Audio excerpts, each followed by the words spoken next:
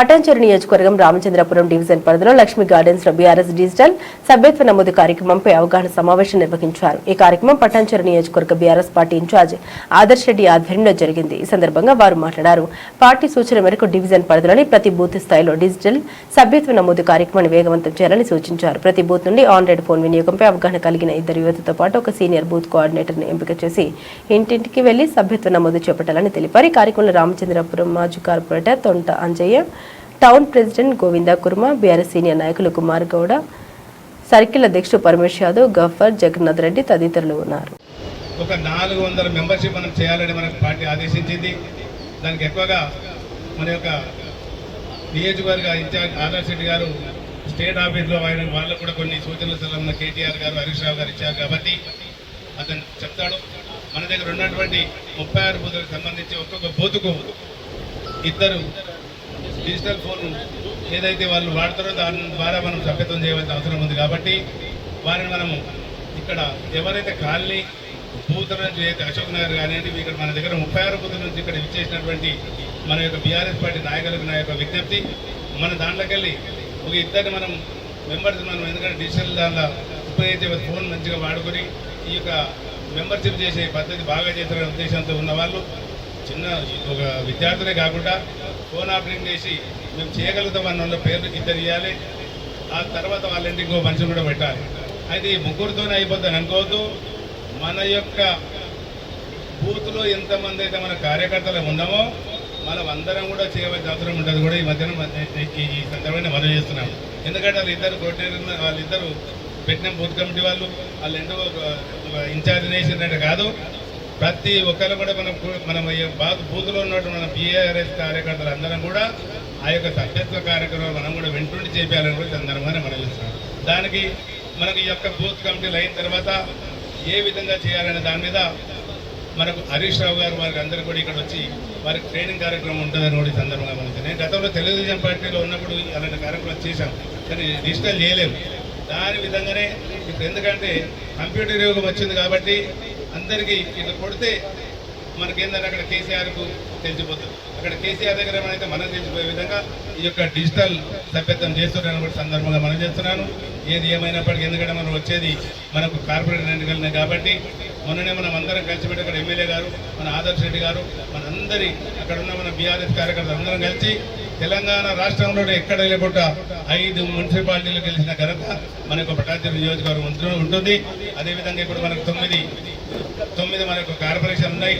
రేపు ఈ సభ్యత్వ నమోదు అయిన తర్వాత నవంబర్ కానీ డిసెంబర్ వరకు కూడా ఎన్నికలు రావద్దు. ఎప్పుడు ఎన్నికలు వచ్చినా రేపు కార్పొరేషన్ ఎన్నికలకు మనం ఏదైతే ఉన్నదో మనం అందరం సన్నద్ధం కావాలని సందర్భంగా జిఎంఆర్లో ఏదైతే మనం మీటింగ్ పెట్టినామో అది పెద్ద ఎత్తున దాదాపు 3-3.5 వేల మందితోటి మరి బీఆర్ఎస్ కుటుంబ సభ్యులందరితోటి ఏదైతే మొన్న సన్నాహక సభ బీఆర్ఎస్ పార్టీ మెంబర్షిప్ డ్రైవ్ సన్నాహక సభ చేస్తేనే అంత పెద్ద ఎత్తున కార్యకర్తలు రావడం నిజంగా చాలా సంతోషం అనిపించింది. ఆ మాట నేను చెప్పడం కాదు, మన గౌరవ మాజీ మంత్రివర్యులు హరీష్ రావు గారు చెప్పడం జరిగింది. మొన్న కేసీఆర్ గారిని మరి భూపాల్ రెడ్డి గారి 60వ వివాహ వార్షికోత్సవం సందర్భంగా వారిని కలవడానికి వెళ్ళినప్పుడు కేసీఆర్ గారు చాలా బాగా మీటింగ్ అయిందని చెప్పడం జరిగింది. దానికి మీ అందరి సహకారంతో అయింది కాబట్టి ముందుగా మీ అందరికీ ధన్యవాదాలు తెలియజేస్తున్నాను. ఇప్పటిదాకా మా గఫార్ భాయ్ అన్నది 100% కరెక్ట్. గత 6 నెలల నుంచి కుక్కలు నింపిన విస్తర అయింది రామచంద్రపురం కానీ భారతి 3-3.5 నెలల నుంచి అయితే ఇంకా దారుణం.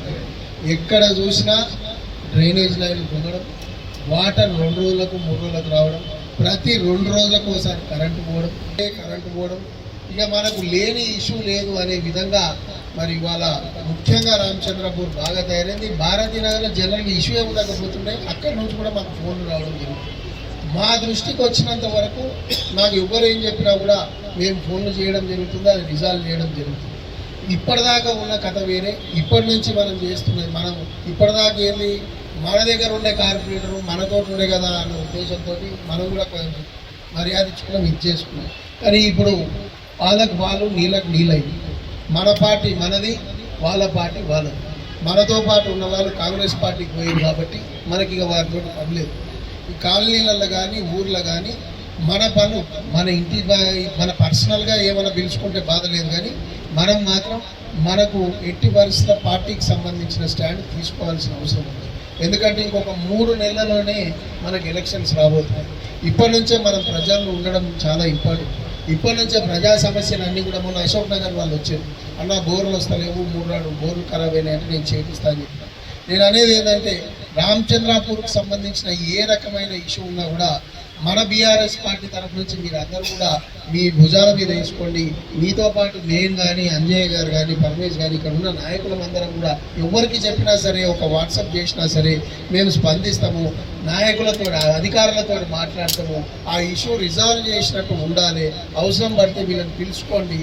మీరు నేను అదే అంజన్న కానీ, పరమేష్ కానీ వీళ్ళందరికీ చెప్పింది, గోవింద్ భాయ్ ఏదున్నా ఇష్యూ ఉంటే పొండి ఆడ నిలబడండి. ఇష్యూ ఏమైనా ఉంటే మీ లెవెల్లో మీరు చేయండి, లేకపోతే మా లెవెల్లో మాకు చెప్పండి, మేము చేస్తాము.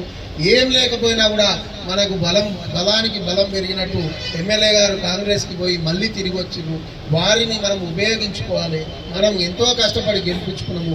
వారి సేవలు కూడా మనం వినియోగించుకోవాలని చెప్పి మీ అందరికీ నేనే అన్న మొన్న అంజన్నతో, అన్న ఎమ్మెల్యే గారిని పిలవండి, అందరం కలిసి తిరుగుదాం, అధికారులందరినీ వేసుకొని తిరుగుదాం. ఏంది డ్రైనేజ్ ప్రాబ్లం, ఏడా చూసినా డ్రైనేజ్ ప్రాబ్లం రామచంద్రపురం.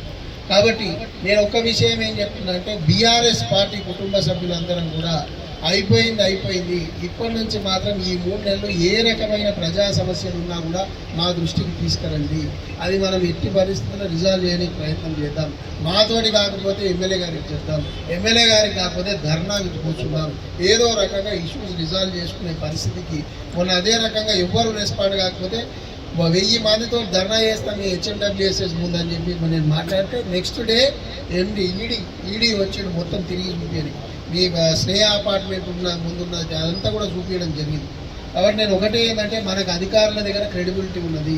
మనం ఏ రోజు ₹1 ఒకరి దగ్గర తీసుకున్నది లేదు, ఒకరి దగ్గర మనం తప్పు చేసిన బాబత్ కనిపించలేదు. నాన్ కరప్ట్ పాలన మనం అందరం చేస్తున్నాము.